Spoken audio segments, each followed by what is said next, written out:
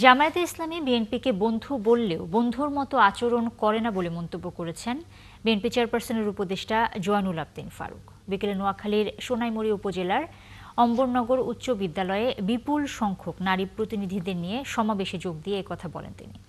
আরও বলেন, যদি দেশে সুষ্ঠু ভোট হয় আর ভোটে ধানের শীষ জয়লাভ করে তাহলে বাংলাদেশের প্রধানমন্ত্রী হবেন তারেক রহমান। আর তিনি প্রধানমন্ত্রী হলে এলাকার নারী উন্নয়ন সহ বেশ কিছু উন্নয়নমূলক কাজ করবেন। সমাবেশে সোনাইমুড়ি উপজেলা বিএনপির আহ্বায়ক সহ অঙ্গ সংগঠনের বিভিন্ন স্তরের নেতাকর্মীরা বক্তব্য রাখেন। জামাত আমাদেরকে বন্ধু বলে, এই কথাটা ক্লারিফাই করবেন। জামাত আমাদেরকে বন্ধু বলে, কিন্তু ব্যবহার বন্ধুর মতো করে না।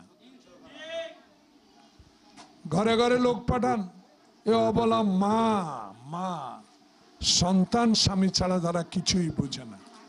সেই মাদের কাছে যে বলেন দাঁড়িপাল্লায় ভোট দিলে বেহেশতে নিয়ে যাবে, বেহেশতের জন্য আল্লাহ আমাকে 5 ওয়াক্ত নামাজ, রাসূল করিম সাল্লাল্লাহু আলাইহি সাল্লামের আদর্শের প্রতি আমরা বিশ্বাসী, সেই বিশ্বাসের বলেই আল্লাহ আমাদেরকে বেহেশতে নেবে।